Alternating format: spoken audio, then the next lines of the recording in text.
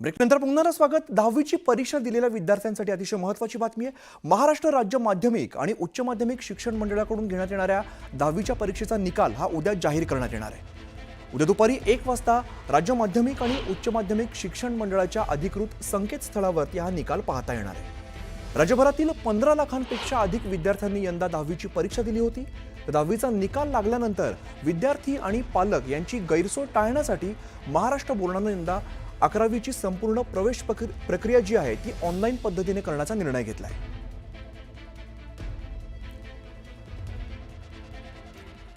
आणि आता एक नजर टाकूया क्षणाच्या महत्त्वाच्या बातम्यांवर। महत्त्वाच्या बातम्या प्रायोजक पुष्कराज रागी डिलाइट्स, महाराष्ट्राचं लाडकं आणि नंबर 1 नाचणी सत्व।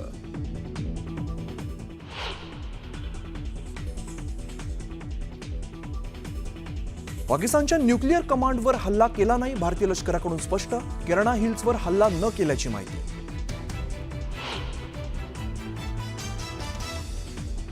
भारताची एअर डिफेन्स सिस्टीम भेदणं पाकिस्तानला अशक्य। पाकिस्तानने वापरलेले तुर्कीचे सर्व ड्रोन भारतानं पाडले। भारतीय सैन्याने दाखवले पाकवरील कारवाईचे व्हिडिओ आणि फोटो।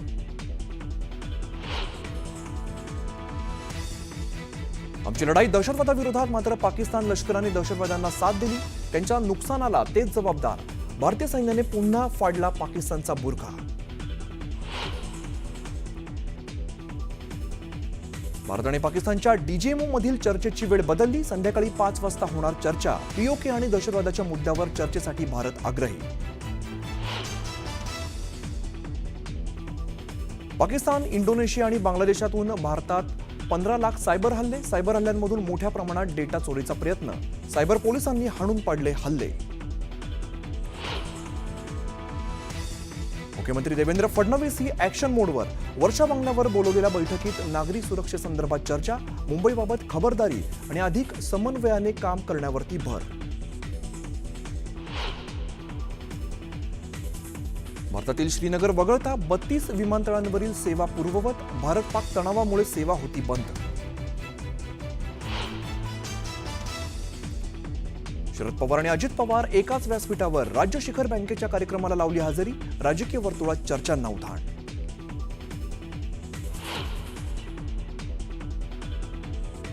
राज्य शिक्षण मंडळाचा 10वीचा निकाल उद्या जाहीर होणार। दुपारी 1 वाजता ऑनलाईन निकाल होणार जाहीर। निकालाबाबत विद्यार्थ्यांसह पालकांमध्येही उत्सुकता।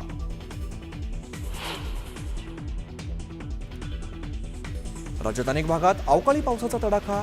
बागलाण भागात ओढे नाल्यांना पूर, तर नगरच्या पाथर्डीत पावसामुळे जनजीवन विस्कळीत।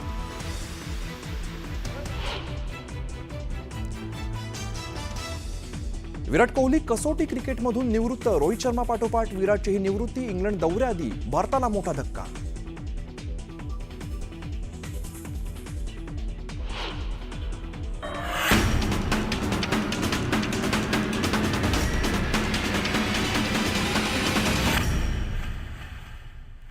नमस्कार, मी आमिर कदरे। तुम्ही पाहता न्यूज 18 लोकमत आणि बुलेटिनमध्ये घेऊया बातम्यांचा वेगवान आढावा।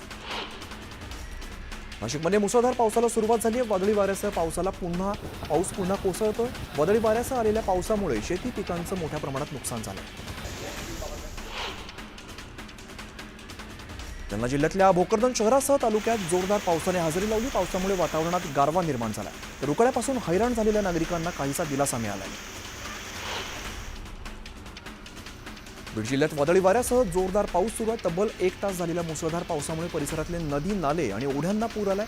या वादळी वाऱ्यासह सुरू असलेल्या पावसामुळे शेतकऱ्यांचं मात्र मोठं नुकसान झालंय। धाराशिवमध्ये अवकाळी पावसाने चांगलंच झोडपलेलं आहे। वादळी वाऱ्यासह आलेल्या पावसामुळे धाराशिव जिल्ह्यातील भूम, परांडा, वाशी, धाराशिव, तुळजापूर तालुक्याला झोडपलेलं आहे। या पावसामुळे आंबा, द्राक्ष या पिकांचं मोठं नुकसान झालंय। नाशिकच्या बागलाण परिसरात पावसाचा धुमाकूळ सुरूच आहे। मुसळधार पावसाने शहराला झोडपून काढलेलं आहे। शहरातील नाल्यांना यामुळे पूर आलाय।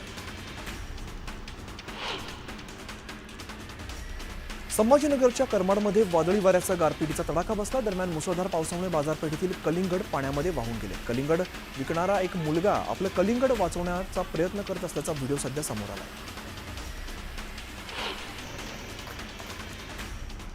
नाशिकमध्ये मागील 2 दिवसात झालेल्या अवकाळी पावसामुळे मोठं नुकसान झालं. शहरात 25 पेक्षा जास्त झाडांची पडझड झाली, तर कार, रिक्षा आणि दुचाकींचं सुद्धा मोठं नुकसान झालं.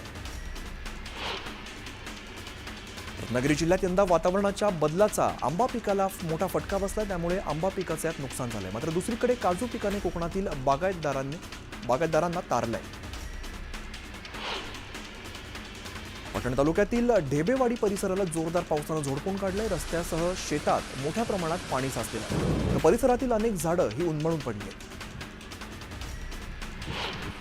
वाशिमच्या रिसोड या ठिकाणी अनेक ठिकाणी अवकाळी पावसामुळे हजेरी लावलेली आहे. या पावसामुळे उन्हाळी मूग, भुईमूग, भाजीपाला या पिकासह आंबा बागांचं मोठं नुकसान झालंय. रावेर तालुक्यातील खानापूरसह परिसरात अवकाळी पावसाने हजेरी लावली. वादळी वाऱ्यासह जोरदार पावसामुळे केळी पिकासह रब्बी हंगामातील मका, ज्वारी, बाजरी आणि हळद या पिकांचं नुकसान झालं. लातूर शहरासह जिल्ह्यातील काही भागात दुपारनंतर वादळी वाऱ्यासह अवकाळी पावसाने हजेरी लावली. अचानक आलेल्या नैसर्गिक संकटामुळे लातूर शहरातील जनजीवन विस्कळीत झाले. मात्र गर्मीने हैराण झालेल्या लातूरकरांना काही अंशी दिलासा मिळाला. छत्रपती संभाजीनगरमध्ये जोरदार पावसासह आलेल्या वादळी वाऱ्यामुळे शहरात धुळीचं सावट निर्माण होत होतं. वादळी वाऱ्यामुळे नागरिकांची चांगलीच तारांबळ उडाली. मात्र बाजरी, कांदा पिकासह चिकोणे आंब्याच्या शेतीचं मोठं नुकसान झालं.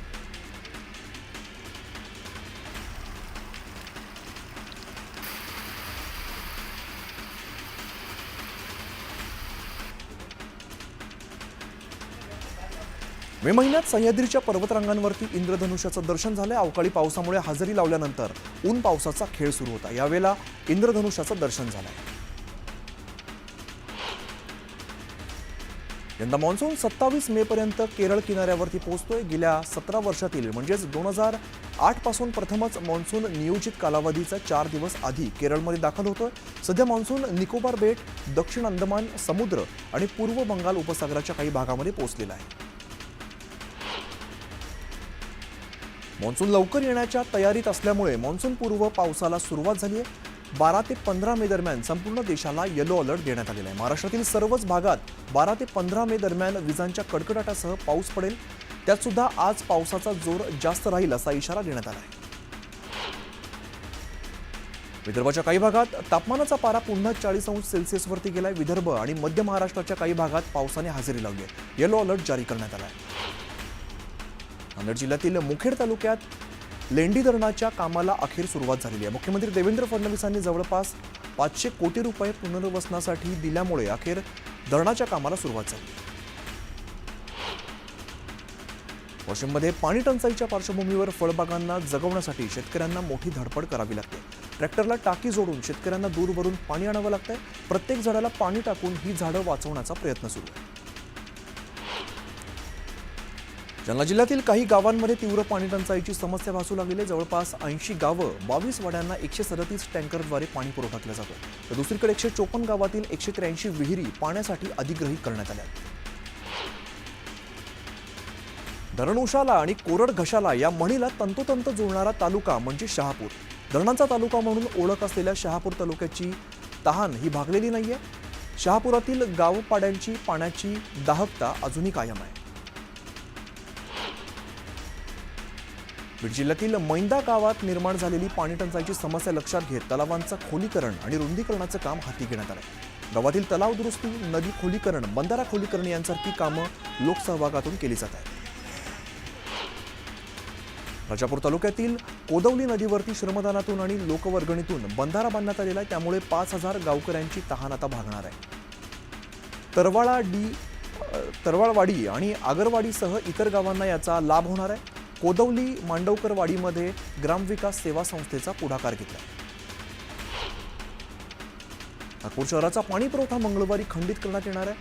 1300 मिलीमीटर फीडरच्या मुख्य जलवाहिनीवरती अत्यावश्यक देखभाल दुरुस्तीचं काम असल्यामुळे शटडाऊन घेतला जातोय. हिराबाग वॉटर वर्क्समधून जलभवन विश्रामबाग टाकीला जाणारा पंप नादुरुस्त झाला. सांगलीतील निम्म्या शहराला 3 दिवसांपासून अपुरा पाणी पुरवठा होतो, अशी माहिती पालिका पाणी पुरवठा विभागाकडून देण्यात आली. पिंपरी चिंचवड शहराला दिवसाला तब्बल 620 MLD पाणी पुरवठा करून सुद्धा नागरिकांना अपुरा आणि कमी दाबाने पाणी मिळते. शहरामध्ये तब्बल 25 ते 30% पाणी चोरीचं प्रमाण आहे. पाणी चोरी रोखण्यासाठी पालिकेच्या पाणीपुरवठा विभागाने शहरभरात सर्वेक्षण सुरू केलं.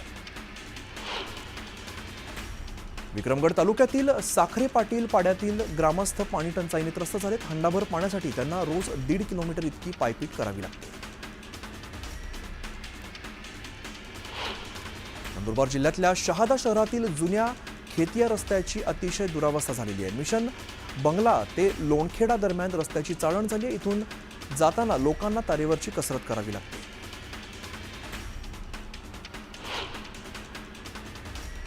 जळगाव सुवर्णनगरीत जीएसटी विना सोन्याचे भाव हे 94,700 रुपये प्रति तोळ्यावरती आहेत. तर जीएसटी विना चांदीचे भाव 94,700 रुपये किलोवरती गेले.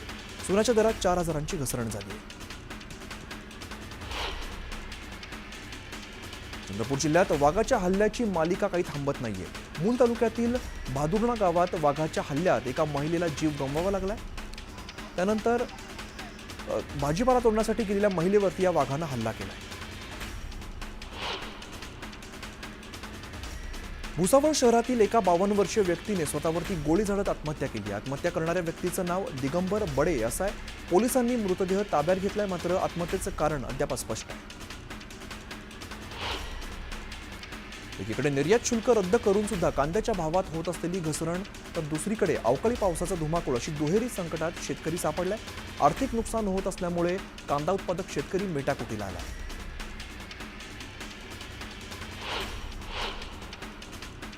धान उत्पादक जिल्हा म्हणून ओळख असलेला गोंदिया जिल्ह्यातील धान उत्पादक शेतकऱ्यांना लवकरच धान पिकाचा बोनस मिळाला.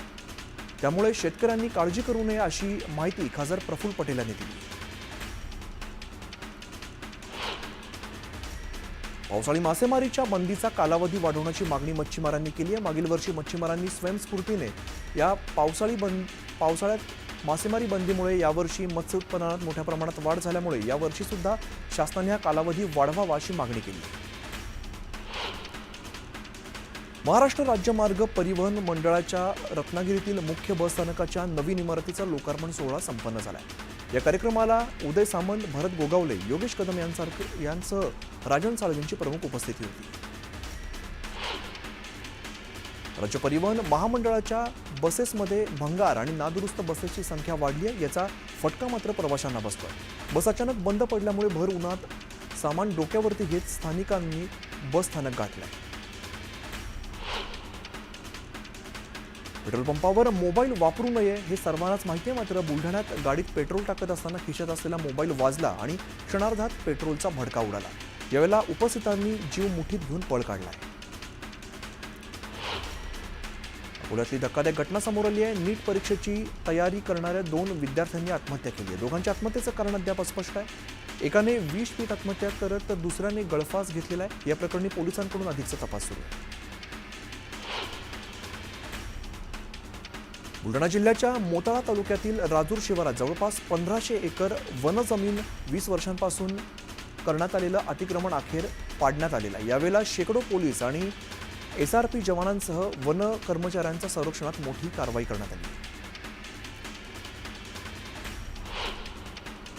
इंदापूरमध्ये स्थानिक नागरिकांनी टोल माफीसाठी आंदोलन केलं. इंदापूर अकलूज पालखी मार्गावर नवीन टोल नाका होतो. दरम्यान बावडा गाव आणि परिसरातील नागरिकांनी टोलमाफीसाठी महामार्ग रोखून धरला. टोलमाफी न मिळाल्यास आंदोलन करण्याचा इशारा ग्रामस्थांनी दिला. अहिल्यानगरच्या शेगावमध्ये देवाभाऊ केसरी कुस्ती स्पर्धेचं आयोजन करण्यात आलंय. 28 मे रोजी ही स्पर्धा पार पडणार आहे. केंद्रीय मंत्री नितीन गडकरींनी नागपुरात जनसंपर्क कार्यक्रम घेतला. या कार्यक्रमात नागपूर, महाराष्ट्रासह विविध राज्यांमधील नागरिकांनी हजेरी लावली. राज्यात अवकाळी पावसामुळे मच्छीमारांचे मोठं नुकसान झालेलं आहे. या नुकसानाचा पंचनामा करून मच्छीमारांना आर्थिक दिलासा देण्याची मागणी मच्छीमार कृती समितीनं मुख्यमंत्री देवेंद्र फडणवीस आणि मत्स्य व्यवसाय मंत्री नितेश राणे यांच्याकडे केली. राज्यातील अभयारण्यात आज होणाऱ्या वन्य प्राण्यांची गणना आज केली जाते. दरवर्षी बुद्ध पौर्णिमेला वन विभागातर्फे वन्य प्राणी गणना केली जाते. नागपूर जिल्ह्यात पेंच व्याघ्र प्रकल्पात वन्य प्राण्यांची गणना करण्यासाठी 76 मचाण तयार करण्यात आले. मराठवाड्याच्या हक्काच्या पाण्याचं स्वप्न आता दृष्टिक्षेपात येताना दिसतंय. कृष्णा मराठवाडा उपसा सिंचन योजनेचं काम 95% पूर्ण झालंय. दिवाळीपर्यंत टेस्टिंगची तयारी केली जाते. भारतीय रेल्वेचे छत्रपती शिवाजी महाराज आणि गौरवशाली मराठी पर्यटन रेल्वेगाडी 9 जूनपासून सुरू होणार आहे. करवीर निवासिनी अंबाबाई आणि ऐतिहासिक पन्हाळगडसह राज्यातील इतर सांस्कृतिक आणि तीर्थस्थानांचं दर्शन या योजनेमध्ये पाहायला मिळणार आहे. जळगावातील कानळधा इकडे विविध विकास कामांचं मंत्री गुलाबराव पाटील यांच्या हस्ते भूमिपूजन करण्यात आले. यावेळेला त्यांची भव्य मिरवणूक काढत नागरिक सत्कारही करण्यात आला आहे.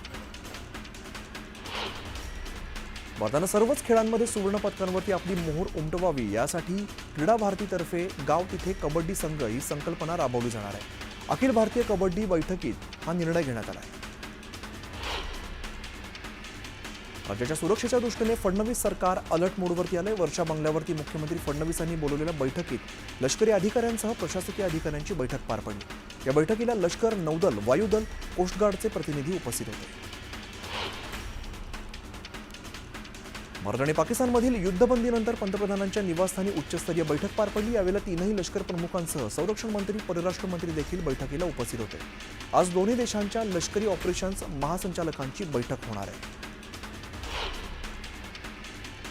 बीएलएने पाकिस्तानला आव्हान दिलेलं आहे. दहशतवादी राष्ट्राला घेराव घालण्यास तयार आहोत असं बीएलएने म्हटलेलं असून त्यांनी भारताला समर्थन मागितलं आहे. मंत्री गुलाबराव पाटलांनी पंतप्रधान नरेंद्र मोदींचं कौतुक केलं. तुम्ही 1 मारणार तर आम्ही 100 मारणार हे आपल्याला मोदीजींनी दाखवून दिलं. राज्यात, देशात आणि जगामध्ये पण भारताचा वट आहे असंही ते म्हणाले. युद्धजन्य परिस्थितीमुळे पुणे, मुंबई, ठाण्यासह राज्यभरातील किरकोळ तसंच घाऊक बाजारात अन्नधान्य खरेदीसाठी गर्दी होऊ लागली. मागील 2 ते 3 दिवसात गहू, ज्वारी, बाजरीच्या दरामध्ये क्विंटल मागे 100 रुपयांची वाढ झाली. भारत पाकिस्तानमधील संघर्षाच्या पार्श्वभूमीवर मुंबईतील नागरी संरक्षण दल सक्रिय झाले. दलानं सध्या विविध रहिवासी सोसायट्यांमध्ये मॉकड्रिल आणि ब्लॅकआउटच्या परिस्थितीत काय करायचंय असं प्रशिक्षण सुरू केलं.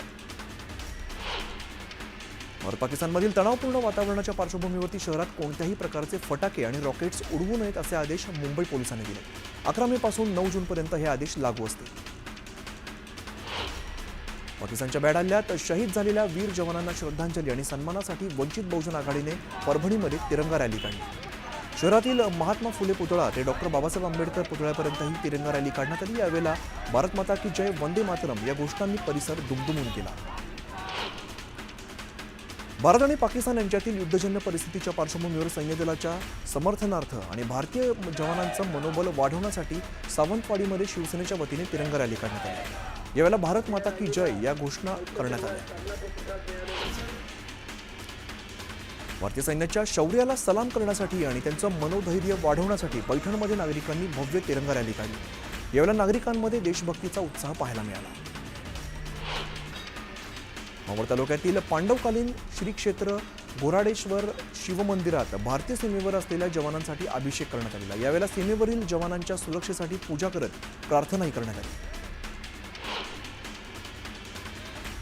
शेतकऱ्यांना कर्जमाफी करून घ्यायची असेल तर एकत्रित येत मुंबई, पुण्याचा भाजीपाला आणि शेतमाल 8 दिवसांसाठी बंद करू, मग बघा सरकार कसं तुमच्या दारात येईल असा सल्ला शेतकरी संघटनेचे नेते रविकांत तुपकरांनी दिला. भाजपामधून निलंबित करण्यात आलेले सांगलीचे माजी उपमहापौर आनंदा देवमाने यांनी आपल्या शेकडो कार्यकर्त्यांसह जनसुराज्य शक्ती पक्षामध्ये प्रवेश केलेला आहे. जनसुराज्य शक्ती पक्षाचे प्रदेशाध्यक्ष समित कदम यांच्या उपस्थितीमध्ये हा पक्षप्रवेश पार पडला आहे.